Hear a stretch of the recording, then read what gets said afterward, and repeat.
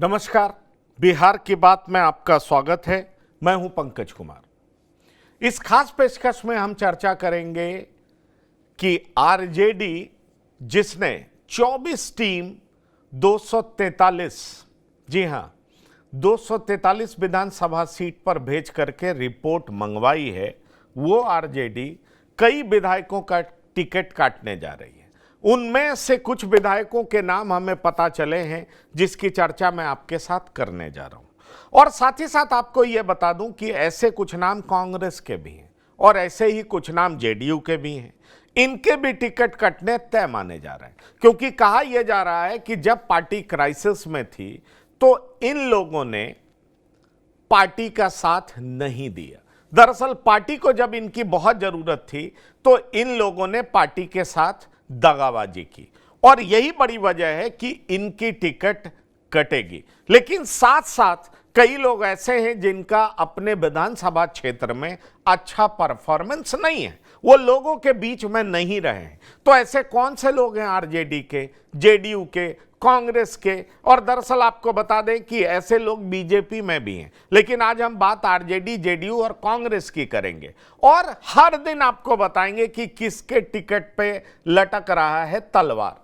तो आज हम शुरू करने जा रहे हैं कि कौन कौन से ऐसे आरजेडी के उम्मीदवार हैं, कुछ जेडीयू के भी नाम हम बताएंगे, कांग्रेस के भी नाम बताएंगे, जिनके टिकट कटने जा रहे हैं। तो बने रहिए हमारे साथ और जानिए उन लोगों के नाम जिनके टिकट कट सकते हैं, जो इस बार उस पार्टी के उम्मीदवार नहीं होंगे। तो पहले आपको सुनाते हैं आरजेडी के प्रवक्ता क्या कुछ कह रहे हैं, उसके बाद हम शुरू करेंगे चर्चा। देखिए, पार्टी के स्तर से जो भी उम्मीदवारी के लिए कैंडिडेचर के लिए आवेदन देंगे, उसकी सारी प्रक्रिया पूरी की जाती है और सारी प्रक्रिया के बाद ही पार्टी के द्वारा जो संसदीय बोर्ड बनाए जाते हैं उस पर विचार होता है। और संसदीय बोर्ड स्टेट का विचार करने के बाद केंद्रीय संसदीय बोर्ड को अधिकृत करता है। केंद्रीय संसदीय बोर्ड राष्ट्रीय अध्यक्ष और नेता प्रतिपक्ष को अधिकृत करते हैं। जो प्रक्रिया है लोकतंत्र में और लोकतांत्रिक प्रक्रिया में, उसको अपनाने का काम किया जाता है और ये लोकतंत्र की खूबसूरती है। आवेदन कोई भी दे सकते हैं, आवेदन देने पर किसी को रोक नहीं है, लेकिन उसमें सब चीज़ देखा जाता है। जो उम्मीदवारी दिए हैं उस क्षेत्र के अंतर्गत उनका सामाजिक समीकरण है कि नहीं है, वो उस क्षेत्र के अनुसार फिट बैठते हैं कि नहीं बैठते हैं, और उस क्षेत्र में उनकी स्थिति क्या है, परिस्थिति क्या है, उनका अपना स्थिति क्या है, सारे आकलन के बाद ही पार्टी के द्वारा उम्मीदवारी का चयन होता है। स्थिति क्या है, परिस्थिति क्या है, सारे आकलन के बाद ही पार्टी की उम्मीदवारी का चयन होता है। हमारे साथ पटना से संवाददाता जुड़ रहे हैं। जी हाँ, सुजीत श्रीवास्तव हमारे साथ जुड़ रहे हैं और साथ ही साथ हमारे साथ वरिष्ठ पत्रकार फैजान अहमद साहब हैं, जो बिहार की राजनीति पर लंबे समय से नज़र बनाए हुए हैं। तो सबसे पहले मैं सुजीत के पास जाना चाहूँगा, जिनके पास बड़ी लंबी जानकारी है कि आखिरकार इन लोगों का टिकट क्यों कट रहा है। क्या सुजीत आप बताना चाहेंगे कि आरजेडी के कौन से एमएलएज हैं? कुछ नाम मुझे भी पता है, मैं उनकी भी चर्चा करूँगा, लेकिन आप बताएं कि कौन कौन से एमएलएज हैं जिनका टिकट कटने जा रहा है। जी पंकज जी, जो एमएलए अभी रडार पे हैं आरजेडी के शीर्ष नेतृत्व में, उसमें 4-5 नाम तो छन छन के सामने आ रहे हैं। मैं उन नामों के जो जानकारी मुझे मिली है पार्टी सूत्रों के हवाले से, जो पार्टी में जिनके बारे में बेहतर अभी तक रिपोर्ट नहीं मिल रहा है, उनमें रीतलाल यादव जो दानापुर से विधायक हैं, प्रकाश वीर रजौली से विधायक हैं, विभा देवी नवादा से विधायक हैं, रामानुज प्रसाद सोनपुर से और श्रीकांत यादव छपरा के एकमा से विधायक हैं। अब ये क्यों रडार पे है, इसके बारे में भी कई तरह की बातें अभी सामने आ रही हैं पार्टी में। विशेष रूप से एक शब्द में कहा जाए, अगर एक लाइन में कहा जाए तो इनके परफॉर्मेंस और हालिया कुछ दिनों में जिस तरीके से विवादों में नाम आया है, उसके कारण ये रडार पे चल रहे हैं। हालांकि विभा देवी की अगर जहां तक मैं बात करूं तो विभा देवी पिछले लगभग काफी वक्त से राजवल्लभ यादव उनके हस्बैंड हैं, वो विद्रोही तेवर को अपनाए हुए हैं, तो वो भी रडार पे हैं। मैं यहाँ पर दो तीन नाम और यहाँ जिक्र करना चाहूंगा, जैसे कि श्रीकांत यादव, ये छपरा के एकमा से विधायक हैं, ये पहली बार विधायक बने हैं। इनके बारे में जो नहीं, इनके क्षेत्र में लोग हैं, और नामों की चर्चा हम करेंगे, पहले विभा देवी पे रहते हैं। हमारे साथ फैजान अहमद साहब भी हैं, क्योंकि सर मैं आपसे ये पूछना चाहूंगा, नवादा आपको याद होगा, विभा देवी के पति राजवल्लभ यादव किस तरीके से जो आरजेडी के उम्मीदवार थे लोकसभा चुनाव में उनका विरोध करने लगे थे, और कहा यह जाता है कि विवेक ठाकुर नवादा से इसलिए जीते क्योंकि राजवल्लभ यादव ने जोरदार तरीके से विरोध किया, और परिणाम यह हुआ कि नवादा की सीट आरजेडी हार गई। क्या आपको लगता है कि यही वजह है जिस वजह से विभा देवी का टिकट कट रहा है? राजवल्लभ यादव अब लालू परिवार को पसंद नहीं है, राजवल्लभ यादव ने पार्टी के खिलाफ काम किया है, वो राजवल्लभ यादव जिन पे मुकदमा भी था, आपको याद होगा, और उस मुकदमे की वजह से वो जेल भी गए थे, पार्टी की बड़ी बदनामी भी हुई थी, शीर्ष नेतृत्व पर भी कई सवाल उठे थे। लेकिन वही राजवल्लभ यादव का कुनवा परिवार जब लोकसभा चुनाव में टिकट चाहता था और आरजेडी के तरफ से मिला नहीं, तो आरजेडी ने टिकट नहीं दिया, तो इस परिवार ने विरोध किया, विवेक ठाकुर आसानी से चुनाव जीत गए। आप क्या कहना चाहते हैं? देखिए, अगर किसी का टिकट काटा जाता है, सिटिंग है, या एमएलए हो या एमपी हो, टिकट काटा जाता है तो उसके पीछे बहुत से कारण होते हैं। आपने अभी कई कारण गिनाए भी, तो जैसे विभा देवी की बात हुई, या राजवल्लभ, देखिए राजवल्लभ यादव बड़े ही फेवरेट हुआ करते थे, आपको भी याद होगा, बहुत फेवरेट हुआ करते थे लालू जी के, और इतनी जो उनकी वजह से पार्टी की फजीहत भी हुई और बदनामी भी हुई, उसके बावजूद वो लालू जी के यहाँ उनका आना जाना उठना बैठना जारी रहा था। लेकिन ये जो खुल के उन्होंने मुखालफत कर दी लोकसभा चुनाव के बीच में, जब उन्हें टिकट नहीं मिला, तो उसके बाद से शायद ये दूरी ज्यादा बढ़ गई उनसे। और हालांकि देखिए, राजवल्लभ यादव पर बहुत पहले से ही बहुत केसेस थे, हेनस क्राइम, जिसमें सेक्स वगैरह सब कुछ आ जाता है, वैसे क्राइम के में भी उनका इन्वॉल्वमेंट रहा है। फिर भी उनकी जो जुड़ाव जो आरजेडी से रहा है वो लगातार रहा है। आप बस यही सोच लीजिए कि बस एक साल पहले ही जो कुछ भी हुआ है, तो उसकी वजह से विभा देवी का टिकट कटने की बात आपके संवाददाता कह रहे हैं, तो उसमें किसी को कोई शक नहीं होना चाहिए। मुझे लगता है कि शायद ये बड़ी वजह है, क्योंकि राजवल्लभ यादव से अब वो पुराना नाता लालू जी का नहीं रह गया है, इसलिए मुझे लगता है कि उनका टिकट, उनकी पत्नी का टिकट काटने में आरजेडी को देर नहीं लगेगी। उनका टिकट काटने में क्या सुजीत, जो बात चल रही है कि दरअसल सजा इसलिए मिल रही है क्योंकि इस परिवार ने लोकसभा चुनाव में जिस तरह का रुख अपनाया था वो आरजेडी को पसंद नहीं है, और उसी समय से यह बात चल रही थी कि विभा देवी का टिकट कटेगा। देखिए पंकज जी, एक चीज और यहाँ मैं अपडेट करना चाहूंगा कि विभा देवी की जो देवर थे वो निर्दलीय चुनावी मैदान में उतर गए थे, और उन राजवल्लभ और विभा देवी इन दोनों ने खुल करके प्रचार किया था। राजवल्लभ के चूंकि वो भाई ही थे तो वो तो करेंगे ही करेंगे। और यहाँ एक चीज और मैं अपडेट देना चाहूंगा, अभी तो जो जानकारी मुझे मिल रही है उसके बाद से आज तक टिल डेट विभा देवी ने आरजेडी ऑफिस में कदम नहीं रखा है, ना ही वो पार्टी के किसी कार्यक्रम में आई हैं। बताया तो यहां तक जा रहा है कि पार्टी के किसी बड़े नेता से उनका संपर्क भी नहीं है, तो मतलब यहां तक जानकारी सामने आ रही है। तो ये मान के चला जा रहा है कि वो रडार पे हैं और पत्ता उनका कट सकता है। अब राजवल्लभ के जो भाई थे उनके लिए चुनाव प्रचार करना, या फिर जो तलखी थी उस समय लोकसभा चुनाव के वक्त, वो धीरे धीरे इतनी बढ़ गई कि सीधे सीधे बात दावेदारी पे आके अटक गई है। और जिस तरीके से अभी आरजेडी अपनी तैयारी कर रही है उम्मीदवारों को चुनने को लेकर के या फिर रणनीति बनाने को लेकर के, तो मुझे ऐसा नहीं लगता कि आरजेडी विभा देवी पर विशेष रूप से इनायत करेगी और उनको टिकट मिलेगा। जो जानकारी मिल रही है उनका टिकट कटना तय है। जी पंकज। नहीं, लेकिन मैं एक सवाल आपसे ये पूछना चाहूंगा, ठीक है उनका टिकट कटना तय है, लेकिन रीतलाल यादव तो बड़े वफादार रहे हैं, काफी करीबी माने जाते हैं। रीतलाल यादव तो एमपी का टिकट भी चाहते थे कि वो एमपी का चुनाव लड़ें, और रीतलाल यादव अच्छे खासे पैसे वाले दबंग जाने जाते हैं, और ये जीत भी जाएंगे ऐसा आरजेडी के भीतर चर्चा भी बनी हुई रहती है। फिर इनका टिकट क्यों कट रहा है? रीतलाल यादव की नजदीकी क्या लालू परिवार से कम हो गई है? क्या इन्होंने कोई दगा किया है? क्या इनको कोई और पार्टी टिकट दे सकता है? ये सारे सवाल मैं आपसे पूछना चाहूंगा।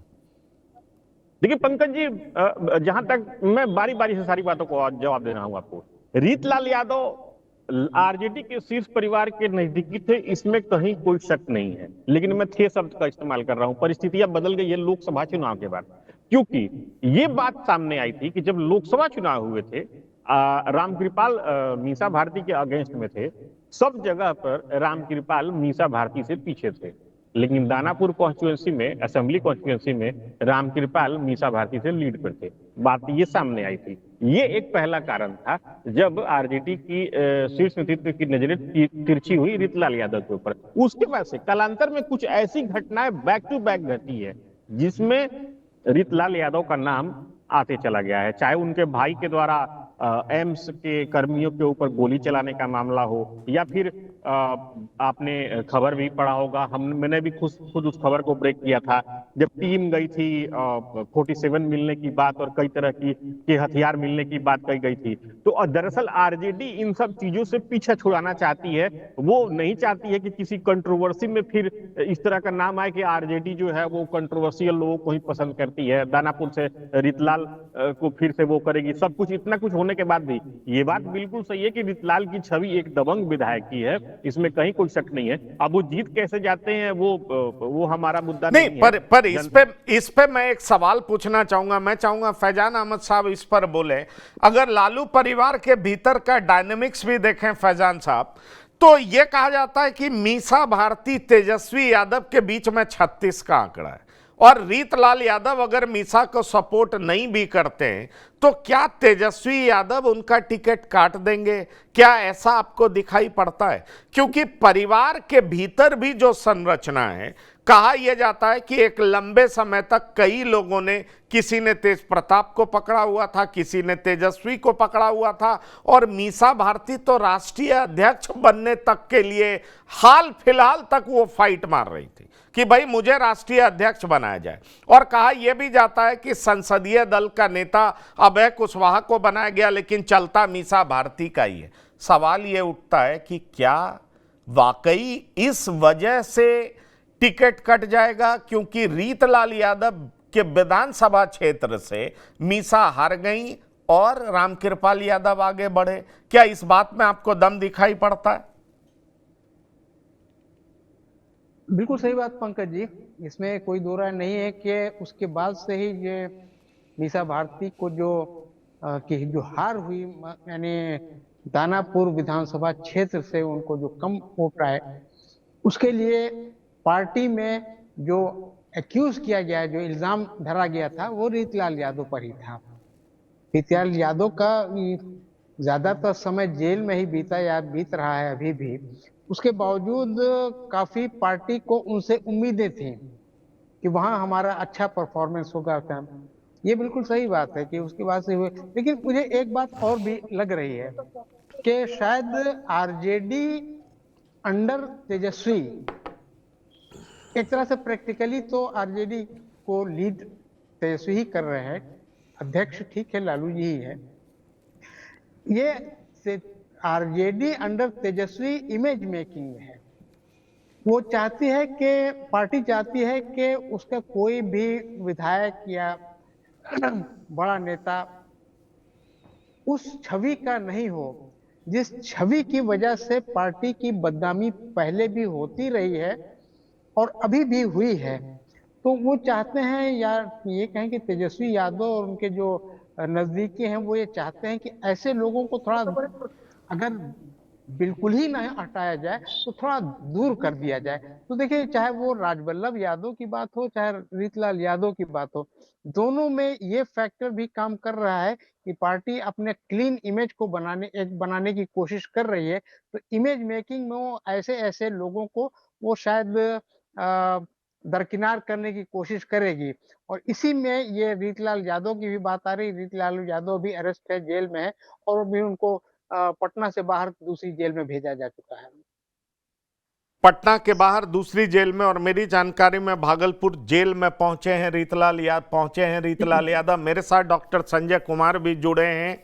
डॉक्टर संजय, आपका बहुत स्वागत है। दो नामों की चर्चा हमने की है अभी तक जिनके टिकट कटने तय माने जा रहे हैं। एक विभा देवी नवादा से, वजह आपको पता है, राजवल्लभ यादव की पत्नी है, उनके देवर लोकसभा चुनाव में उतर आए थे। राजवल्लभ यादव का पूरा परिवार अपने देवर के पक्ष में कैंपेन कर रहा था। परिणाम हुआ बीजेपी जीत गई, विवेक ठाकुर जीत गए, और उसके बाद से कहा जा रहा है कि विभा देवी का टिकट कट जाएगा। ये लगभग बात तय मानी जा रही है। अब मैं दूसरे नाम की चर्चा करना चाहूंगा, और वो नाम है रीतलाल यादव का।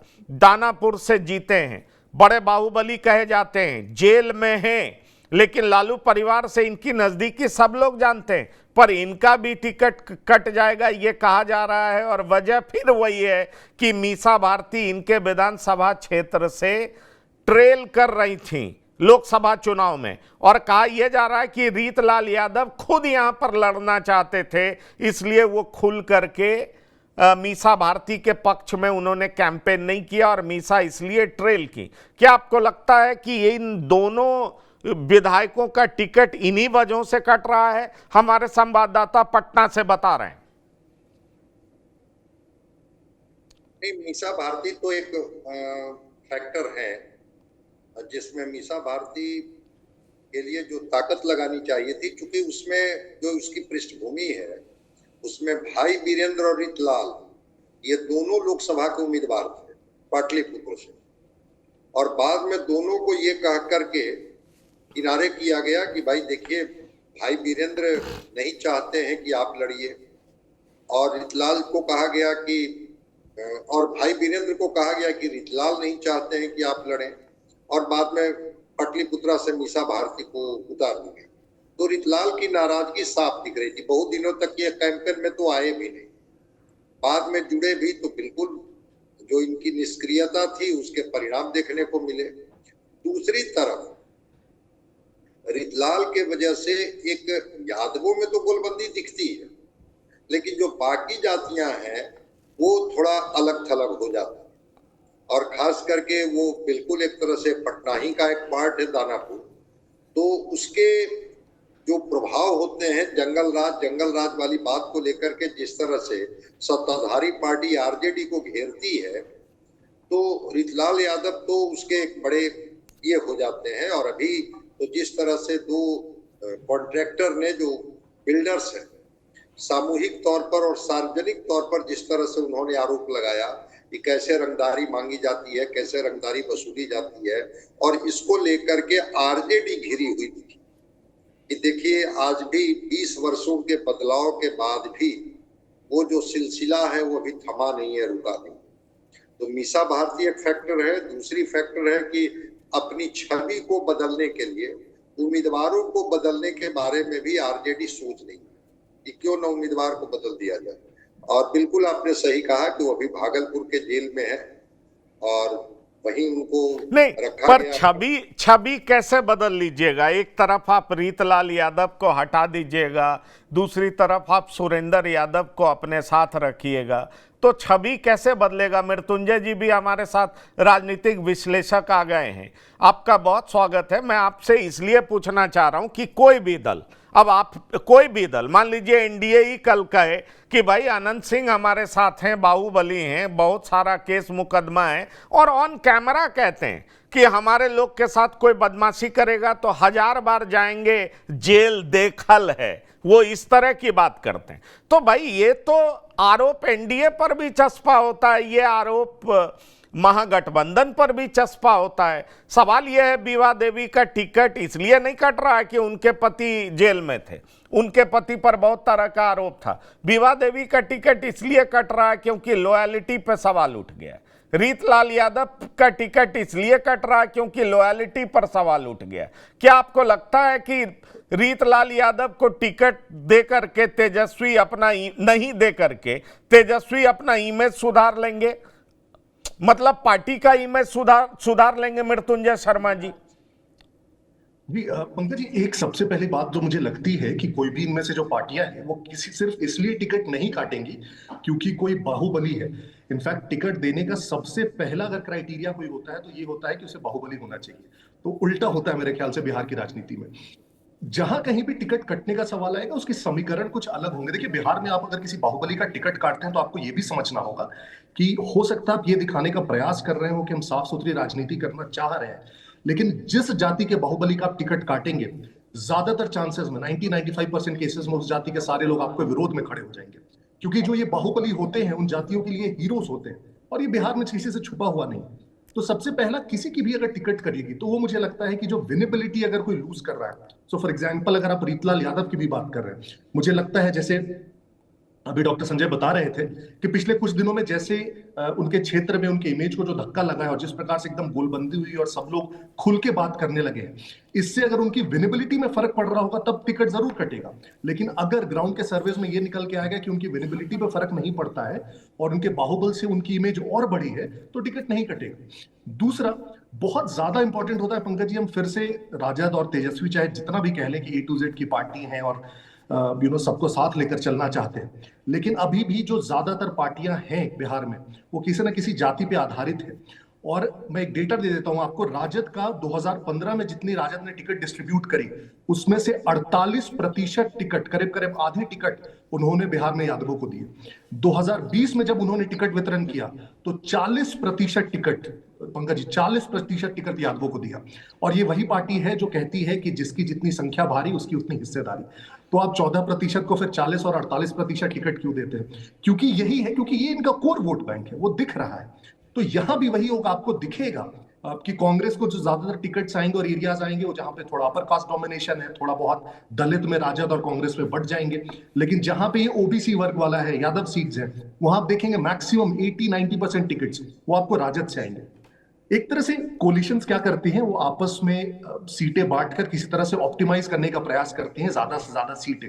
और उसमें उन्हें भी पता होता है कि जो उनका वोट बेस है वो आखिर कौन सा है।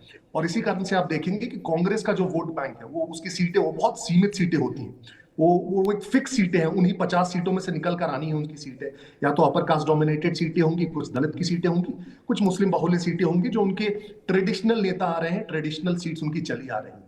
तो मेरे ख्याल से पंकज जी, हम बोल चाहे कुछ भी ले, फाइनली जो काम करता है वो विनेबिलिटी है। और विनेबिलिटी के लिए कई बार जो फैक्टर्स इंपॉर्टेंट है वो बहुत डिजायरेबल नहीं होते पब्लिक स्पेस में। नहीं, बिल्कुल ये सब बहुत इंपॉर्टेंट फैक्टर्स हैं विनेबिलिटी के लिए बिहार। बिल्कुल, मैं आपसे सहमत हूं, लेकिन कई जगह पर बड़ा इंटरेस्टिंग बदलाव होगा।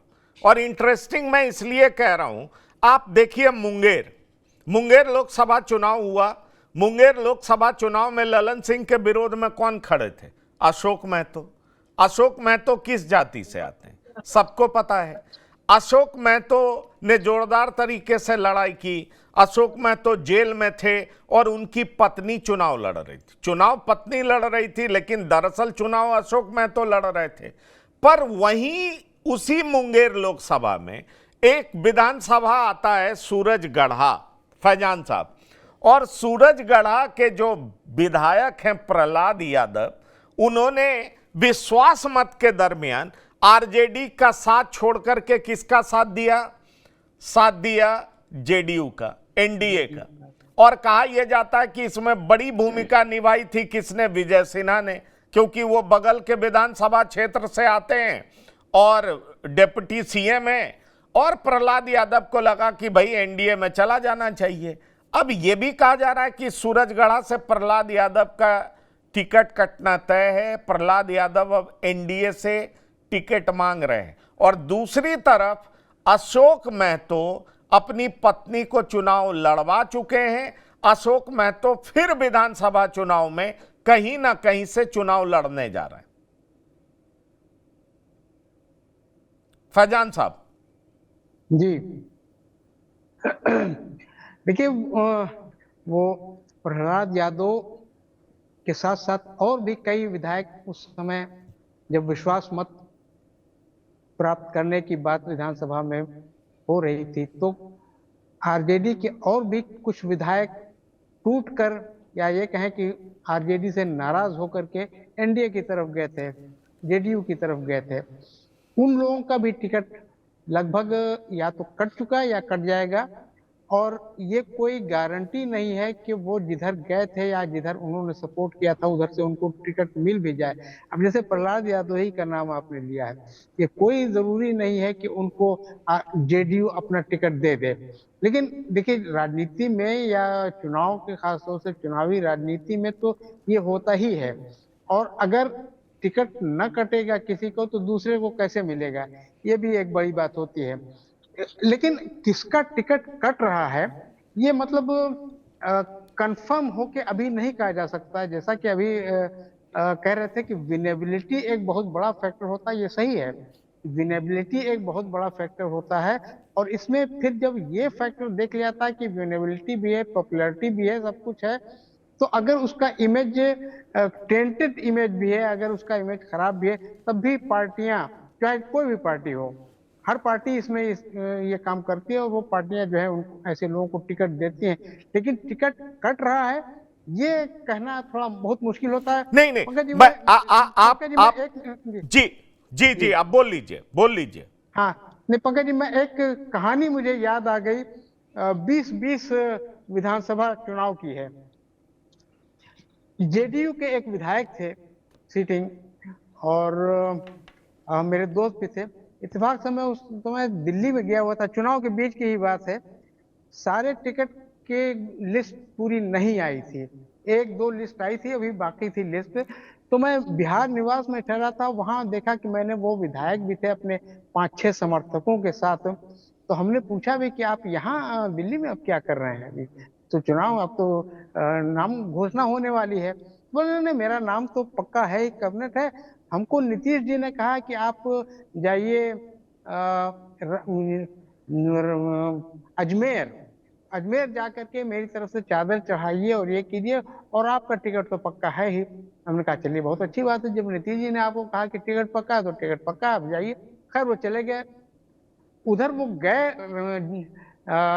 और इधर शाम तक लिस्ट जारी हो गई उसी लिस्ट में, और उनका नाम उसमें से कटा हुआ था। यानी उनको भी नहीं मालूम था आखिर समय तक कि मेरा नाम नहीं है लिस्ट में। तो ये बड़ा मुश्किल हो जाता है कहना कि भाई किसका टिकट कट रहा है या किसका टिकट बाकी है। नहीं, आप ये बात ठीक कह रहे हैं, लेकिन मैं आपको एक बात बता देता हूं, मुझे पता है। दरअसल आरजेडी की टोली बनी नेताओं की, और उनसे कहा गया कि आप 10-10 विधानसभा घूमेंगे, कार्यकर्ताओं से मिलेंगे, नेताओं से मिलेंगे। सूरजगढ़ा जो आरजेडी के नेता गए थे, वहां पर प्रहलाद यादव उस मीटिंग में नहीं आए थे। आपको मैं इतना बता सकता हूं, कोई नए नेता हैं जो कि बहुत ज़्यादा कोशिश में लगे हैं कि हमको टिकट मिल जाए, वो बहुत ज़्यादा एक्टिव दिखाई पड़ रहे थे। और दरअसल ऐसा ही कुछ अन्य जगहों पर भी दिखा है।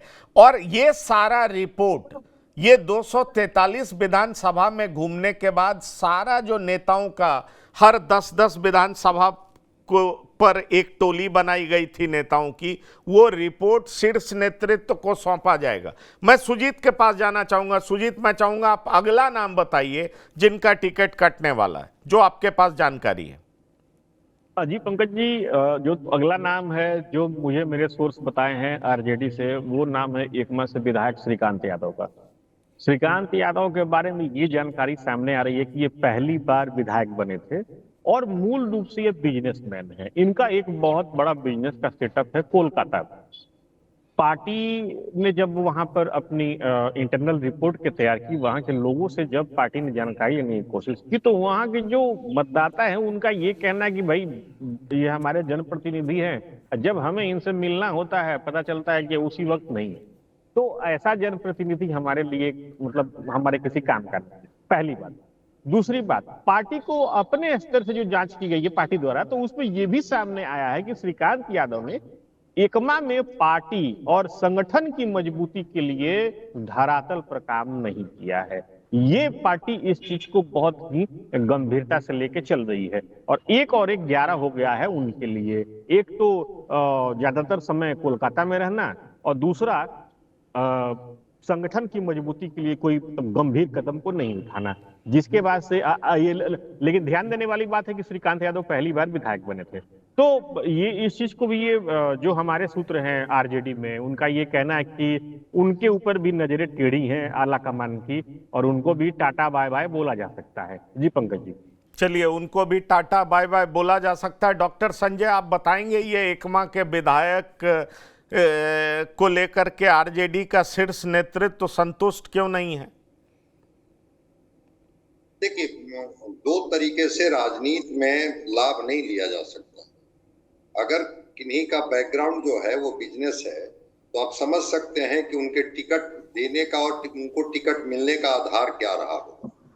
अब जब उस आधार पर उन्होंने टिकट लिया होगा तो फिर पार्टी अगर ये उम्मीद करती है कि वो कार्यक्रमों में एक्टिव रहें और काफी सक्रिय रहें और फिर जहां पार्टी को दायित्व दिया जाए उसमें उनकी भी महत्वपूर्ण भूमिका हो, शायद इससे ज्यादा वो बेटर महसूस करते होंगे कि अगर हमारे जिले में, हमारे क्षेत्र में अगर कोई कार्यक्रम पार्टी का लगा हो तो वो फाइनेंस कर देते होंगे, लेकिन वो अपना प्रेजेंस शो नहीं दिखाते होंगे।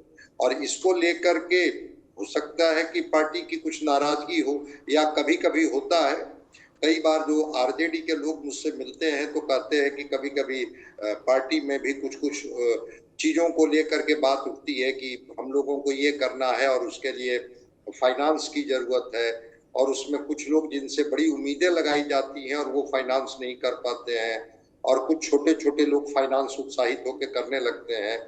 तो अब अंदरूनी मामला क्या है, चूंकि बिजनेस बैकग्राउंड से अगर आए हैं तो वो सामाजिक और राजनीतिक तौर पर बहुत एक्टिव होंगे, ऐसा तो पार्टी को पहले भी लगा होगा।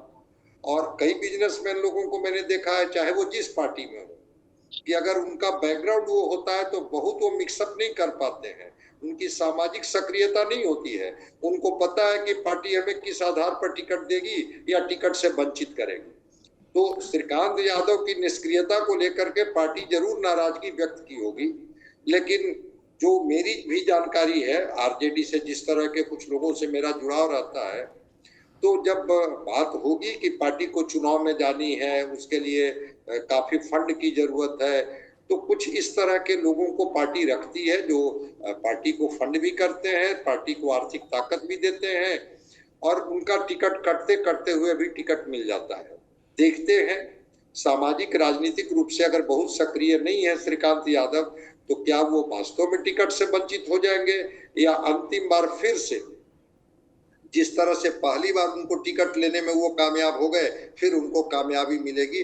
अभी कुछ इस तरह के लोगों के बारे में नहीं कहा जा सकता है कि सामाजिक राजनीतिक रूप से वो निष्क्रिय हैं, इस वजह से पार्टी बहुत गंभीरता पूर्वक विचार कर रही है, क्योंकि अभी तो कॉरपोरेट स्टाइल में पार्टियां संचालित हो रही हैं, और वो जो कॉरपोरेट स्टाइल की जो पार्टियां होती हैं वहां संघर्ष किए हुए लोग और जमीनी कार्यकर्ता जो दरी बिछा करके और कुर्सी लगा के या झंडा ढो करके और जिंदाबाद करके आते हैं। मैं समझता हूं कि सारी पार्टियां कम लोगों को ऐसे टिकट देती हैं। टिकट कैसे लोगों को मिलता है और क्या क्या उनमें खूबियां होती हैं वो मैं समझता हूं, आप भी समझते होंगे, लेकिन हाँ, अगर वो लगेगा कि फिर से पार्टी को ये आर्थिक रूप से मजबूत करेंगे तो श्रीकांत यादव जी हो सकते हैं ठीक है। मैं दो जगह की चर्चा और करना चाहूंगा जो मेरे पास जानकारी है। सुजीत इसको विस्तार से बताएंगे। सोनपुर और रजौली, यहाँ के भी दो विधायक हैं आरजेडी के, आरजेडी से जीते हुए, इन दोनों का भी टिकट कट सकता है सुजीत। हाँ जी पंकज जी, रामानुज प्रसाद हैं, वो भी सिटिंग विधायक हैं सोनपुर से, और वो काफी करीबी माने जाते हैं आरजेडी सुप्रीमो के, राजद के शीर्ष परिवार के बहुत नजदीकी माने जाते हैं। लेकिन वहां ये बात ये निकल के सामने आ रही है कि उनका टिकट कटने का एक सबसे बड़ा रीजन बताया जा रहा है, जो जानकारी आ रही है कि रोहिणी आचार्य वहां से चुनाव लड़ सकती है। कहां से? दरअसल सोनपुर सीट से रोहिणी आचार्य के चुनाव लड़ने की बात सामने आ रही है और इसके लिए रामानुज प्रसाद का टिकट कट सकता है।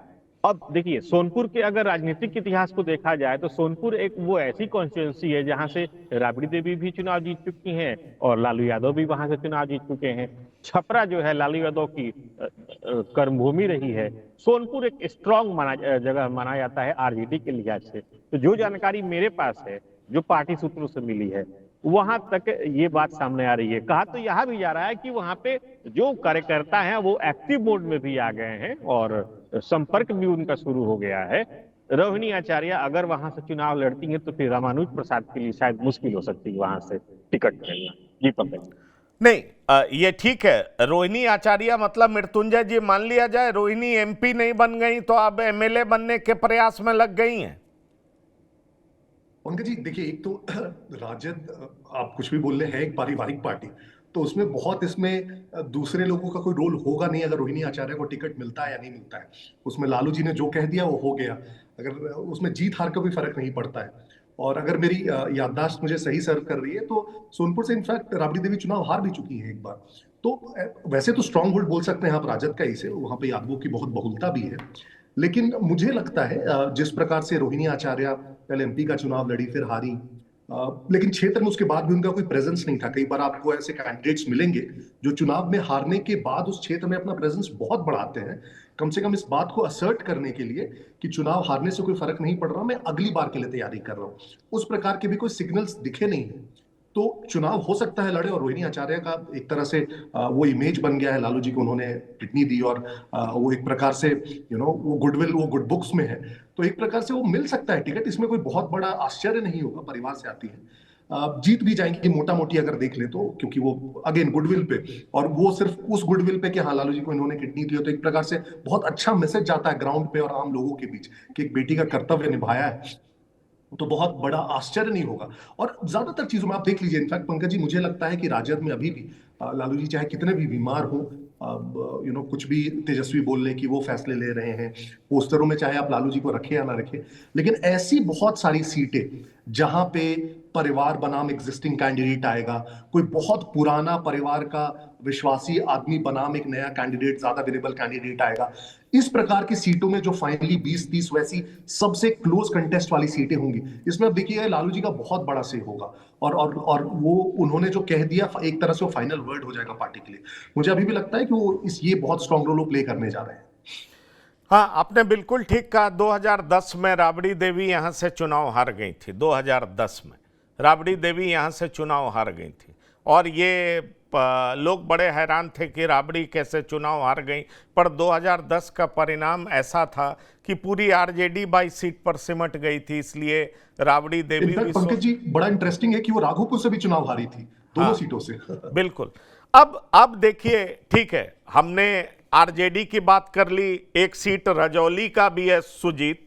रजौली के भी उम्मीदवार का टिकट कटना है, प्रकाश वीर के भी नाम की चर्चा है, इसकी वजह क्या है? जी पंकज जी, प्रकाश वीर के नाम की भी बहुत जोरों से चर्चा है और मेरी जो आरजेडी के नेताओं से बातचीत हुई, बल्कि वो इस चीज को तय मान के चल रहे हैं कि प्रकाश वीर का नाम बिल्कुल कट ही जाएगा। मेरी कई नेताओं से आरजेडी की बात हुई तो उनका कहना था कि उनको लेकर के नजरें बिल्कुल टेढ़ी है आरजेडी के कुछ नेता। देखिए, प्रकाश वीर 2005 में लोक जनशक्ति पार्टी के टिकट पे चुनाव लड़े थे, बाद में वो फिर आरजेडी में आए। उनको 6 महीने की एक सजा भी हुई थी, हालांकि वो बेल बॉन्ड भर के बाहर सजा को उनको मौका मिल गया था। एमपी एमएलए कोर्ट ने उनको सजा।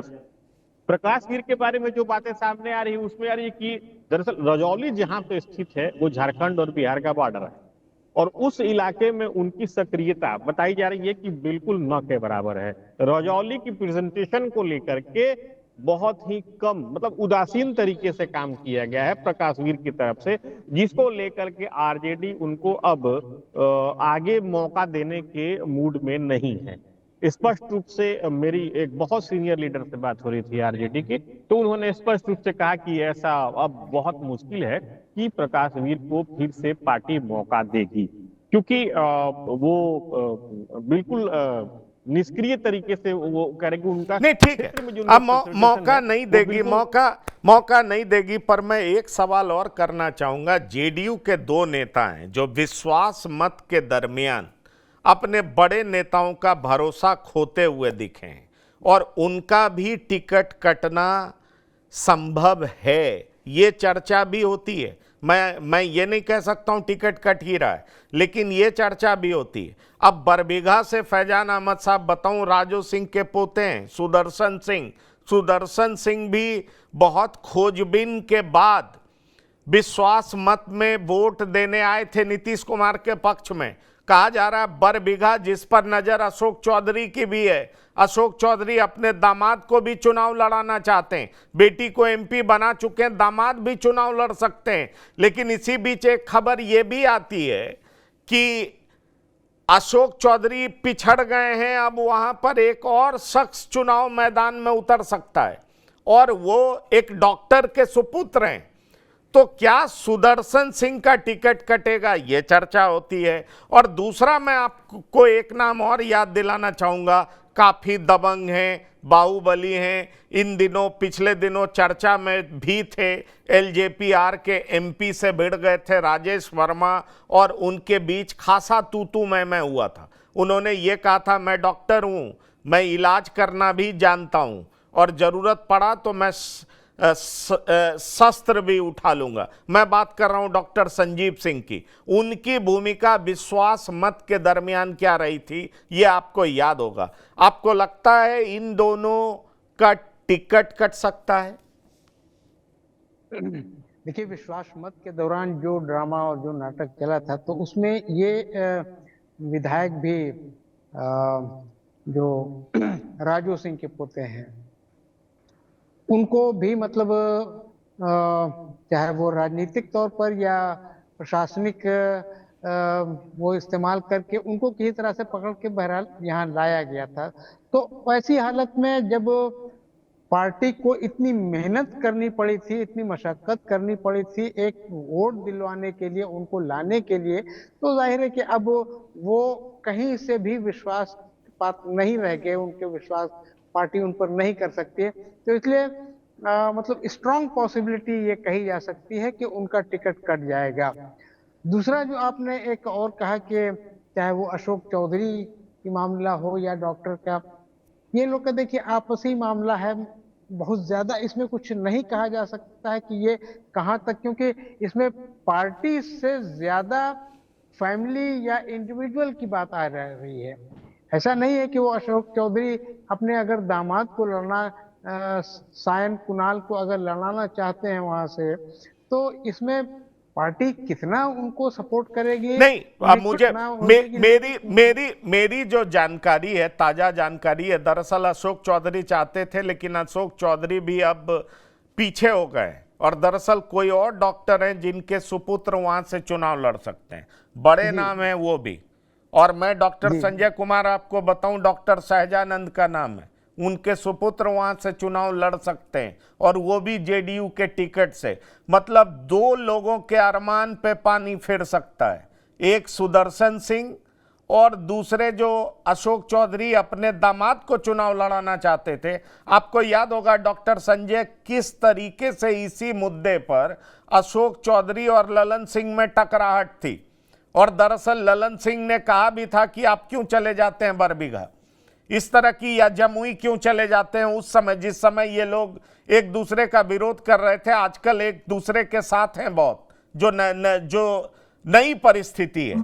लेकिन बड़ा सवाल यह है कि सुदर्शन सिंह जो कि बरबीघा से विधायक हैं, विश्वास मत के दरमियान उनका व्यवहार सवालों के घेरे में था। बताया जा रहा है कि उनका भी टिकट कट सकता है। और डॉक्टर संजीव सिंह परवत्ता से आते हैं, एलजेपीआर के एमपी से जबरदस्त भिड़ंत है। मेरी जानकारी में उनकी पटरी सम्राट चौधरी से भी नहीं है, और खगड़िया सम्राट चौधरी का गृह जिला है, एक तरीके से कह लीजिए।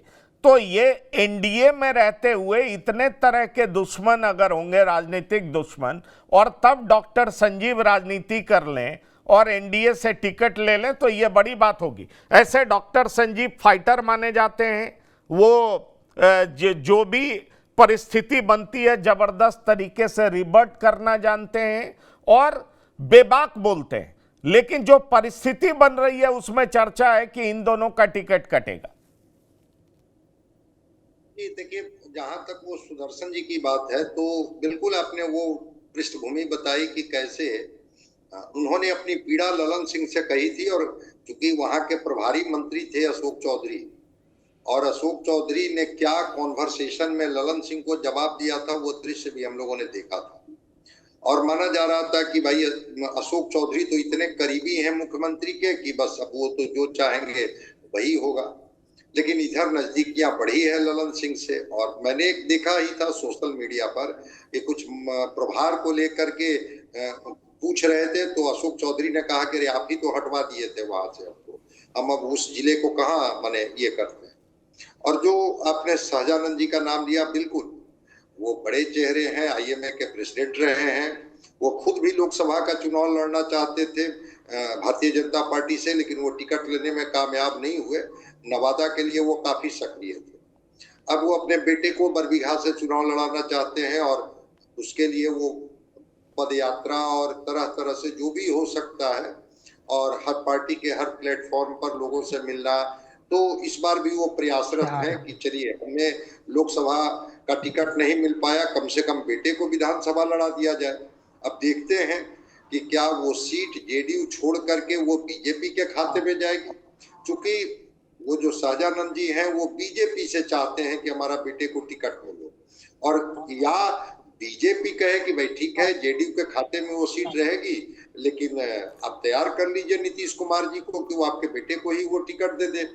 तो सहजानंद एक बड़े, उनके बेटे एक बड़े उम्मीदवार हैं जिसको कह सकते हैं कि वो प्रभाव डाल सकते हैं।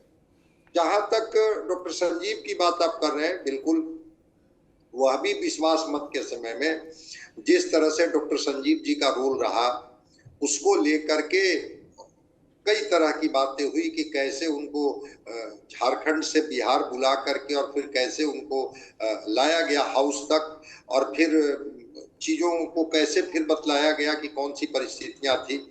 इधर राजेश वर्मा और जो सम्राट चौधरी से जो उनकी दूरियां हैं, राजेश वर्मा के बारे में तो वो सार्वजनिक तौर पर जितनी बातें बोल चुके हैं, तो अब उस स्थिति के बाद भी अगर लगता है कि विनिएबिलिटी उनके साथ है, पॉपुलैरिटी उनके साथ है, अभी तो उनके पिताजी का निधन हुआ है, अब देखते हैं कि क्या वो डॉक्टर संजीव फिर से एक बार, हालांकि थोड़ा इंक्लिनेशन उनका हम बीजेपी की तरफ देख रहे थे, और जेडीयू के प्रति उनकी जो नाराजगी थी वो फिर इधर कुछ छलक के आई थी, और बीजेपी के बारे में थोड़ा बढ़ चढ़ करके बोल रहे थे। तो कहीं बीजेपी के तरफ से तो नहीं उनको भरोसा दिलाया गया कि चलिए जेडीयू अगर नहीं देती है तो बीजेपी से हम आपको लड़ा लेंगे। तो क्या स्थिति होती है, या वो कहीं और किसी दल से वो बात कर रहे होंगे। जिस समय वो हुआ था वो घटनाक्रम, जब विश्वास मत की बात थी, तो क्या उन आरजेडी खेमे में किसी से कहीं से बात हो गई थी कि चलिए छोड़िए इस गठबंधन को, हम आपको आरजेडी से लड़ा लेंगे। तो डॉक्टर संजीव और सुदर्शन जी दोनों के टिकट को लेकर के, चूंकि बरबीघा में तो और भी कई कैंडिडेट है, 2-3 और भी कैंडिडेट है जो स्थानीय स्तर पर वो प्रयास कर रहे हैं, न केवल सयान कुणाल बल्कि एक और कुणाल है जो वहाँ काफी सक्रिय दिख रहे हैं। स्वामी सहजानंद ये जो हैं उनके पुत्र भी काफी सक्रिय हैं। डॉक्टर संजीव, ठीक है, हाँ, नहीं, वो डॉक्टर संजय आप ये बात कह रहे हैं, मैं मृत्युंजय जी आपसे सवाल एक बड़ा साफ करना चाहूँगा। ये जो पूरी हमने चर्चा की, आपको ये लगता है लॉयलिटी बड़ा फैक्टर है या विनेबिलिटी सबसे बड़ा फैक्टर होगा, कि भाई जो जीतेगा, जीतने लायक होगा उसी को हम टिकट देंगे, और पार्टी अपने तरीके से सर्वे करा रही है। मुझे एक फॉर्मूला पता है कि भाई बीजेपी और जेडीयू के बीच में किस तरीके से टिकट बटेगा, विनिंग सीट, लूजिंग सीट। भाई सब पार्टी आंतरिक सीट सर्वे कराती है, अब विनिंग भी आधा बट जाएगा, लूजिंग भी आधा बट जाएगा, और इस तरीके से बंटवारा हो जाएगा। जो पार्टी को लगेगा हम यहाँ हार सकते हैं तो आधा तुम ले लो, आधा हमको दे दो, विनिंग में हम जीत सकते हैं, आधा तुम ले लो, आधा हमको दे दो, कहीं पर क्लैश होगा ये भी बात हो सकती है क्योंकि पिछली बार एलजेपीआर एनडीए का हिस्सा नहीं थी, वीआईपी महागठबंधन का हिस्सा नहीं था, लेकिन अब ये लोग भी तो हिस्सा हैं, इनका भी तो प्रभाव होगा, इनका भी तो से होगा। क्या कहते हैं आप? पंकज जी, एक चीज तो कम से कम कोलिशन में अब देखिए, पार्टनर्स में हमेशा खींचतान रहती है, लेकिन एक चीज पर कोलिशन के सारे पार्टनर्स एक मत रहते हैं, वो ये है कि कोलिशन की सबसे ज्यादा सीटें कैसे आए और उसमें मेरी सीटें ना मिले। तो अभी की स्थिति में भी अगर आप देखेंगे कि बहुत सारी ऐसी सीटें हैं, और दूसरा एक जो बिहार में जनरल प्रिंसिपल है कि एक तरह से आप देख लीजिए कि जो ईबीसी की सीटें हैं, जो लव कुश की सीटें हैं, उस पर जनरली बहुत ज्यादा चांसेस है कि जदयू का उसमें रहेगा। उन सीटों पे अगर भाजपा के कैंडिडेट्स हैं भी, आप जनरली देखते हैं कि उस सीट पर मेजर वोट बैंक किस पार्टी का है, और दूसरा जो है जो वोट ट्रांसफर करा सकती है वो कौन सी पार्टी है। तो एक बेस पार्टी हो गया और एक वोट ट्रांसफर कराने वाली पार्टी हो गई। अब ज्यादातर सीटों में जहां कहीं भी दिखेगा कि जो बेस वोट है वो जदयू का है, तो जदयू कहेगी कि आप हमें ये सीटें दे दें। दूसरी जगह पे बेस आपका ज्यादा है तो आप वहां पे सीटें ले लें। लेकिन इस पूरे स्वैप में आप देखेंगे कि ये कम से कम रहेगा कि हाँ, सीटों का नंबर इंटैक्ट रहेगा। वो उनको ये दिखना चाहिए कि सीटों की अदला बदली से दोनों पार्टनर्स को फायदा होने वाला है। अभी इनफैक्ट जितने एग्जांपल्स भी हम बात कर रहे थे, चाहे वो सायन कुणाल का एग्जांपल हो देख लीजिए, या डॉक्टर सहजानंद के बेटे का एग्जांपल हो, मैं अभी भी क्लियर हूं कि भले ही अशोक चौधरी चाहते हो कि सायन कुणाल को टिकट मिले, हो सकता है फाइनल टर्म्स तक आप देखेंगे कि बीजेपी की तरफ से भी किसी ना किसी प्रकार से उनका कोई ना कोई नाम आने लगा है या कुछ तो होने लगा है। मैंने देखा है किस प्रकार से वो बीजेपी के नेताओं के साथ भी घूम रहे हैं। तो उनको पता होता है कि जो मेजर वोट बैंक है वो मेरा बीजेपी से आएगा, तो अगर जेडीयू से नहीं भी मिला तो इधर से टिकट मिल सकता है। डॉक्टर संजीव के जो बारे में अभी डॉक्टर संजय बात बोल रहे थे वो भी बहुत सही बोल रहे थे। तो इन केसेस में कैंडिडेट्स को जहां पता होता है कि बहुत ज्यादा फर्क नहीं पड़ेगा, क्योंकि आखिर हम उसी कोलिशन से लड़ने जा रहे हैं, हमें अपनी विनेबिलिटी बरकरार रखनी है। तो कई बार क्या होगा, दूसरी तरफ से अगर टिकट कटने के चांसेस भी होंगे तो ये दूसरी पार्टी से अपनी बातचीत जारी रखेंगे कि देखिए आपका जो वोट बेस है वो मेरा वोट बेस खुद का है, बहुत कॉमन वोट बेस है, और इससे आपकी तरफ से भी अगर हमें टिकट मिलेगा तो जीतने के चांसेस हमारे बढ़े रहेंगे। मुझे लगता है कि दोनों तरफ, महागठबंधन में भी एनडीए में भी, जो सीटों का बंटवारा होगा, बहुत सारी सीटों में आप स्वैप होते देखेंगे कि ये सीट आप ले लीजिए, ये सीट हमें दे दीजिए उसके बदले। कुछ एक सीटों में जहां पे बहुत मेजर नाम होंगे, बड़े नाम होंगे, बड़े चेहरे होंगे, वहां पे थोड़े कंसिडरेशन बदल जाते हैं, क्योंकि वहां पे सीट नाम काटना या सीट बदलना बहुत स्ट्रॉन्ग सिग्नलिंग दिखता है। आप कई बार पंकज जी बगल की सीटों में देखेंगे कि 2 सीटें अगल बगल की हैं और कैंडिडेट्स बस आप अगल बगल बदल दिए जाते हैं, ठीक है, सो दैट हम लोग एंटी इनकम्बेंसी अवॉइड कर लें। बिल्कुल बिल्कुल बिल्कुल आप जो कह रहे हैं, और एक फायदा होता है बिल्कुल, और एक बात मैं आपको बता दूं, बीजेपी ने भी तय कर लिया है कि 2/3 सीट वो पिछड़े और अति पिछड़ों को देगा। ये मैं आपको बता दूं। तो किस आधार पर सीटों का बंटवारा होगा, और बीजेपी ने जो तय किया है, जेडीयू कैसे सीट को बांटेगी, किस किस का टिकट कट सकता है, किस आधार पर टिकट कट सकता है, क्योंकि चुनाव अब बहुत नज़दीक है। हम आपको लगातार सीट दर सीट बताते रहेंगे, और हमारे साथ एक्सपर्ट्स भी जुड़ेंगे, स्थानीय रिपोर्टर्स भी जुड़ेंगे, और हम अपने दर्शकों को इन चीज़ों के बारे में बताते रहेंगे कि आखिरकार अमुक पार्टी में अमुक उम्मीदवार के बारे में क्या सोचा जा रहा है। वो पूरा डिस्क्रिप्शन हम आपको देते रहेंगे। फैजान अहमद साहब, मृत्युंजय शर्मा जी, सुजीत कुमार और डॉक्टर संजय कुमार जी, बिहार की बात में शिरकत करने के लिए बहुत बहुत धन्यवाद और शुक्रिया। तो बिहार की बात में इतना ही। ताज़ा तरीन खबरों के लिए आप लगातार देखते रहिए TV9। धन्यवाद, नमस्कार।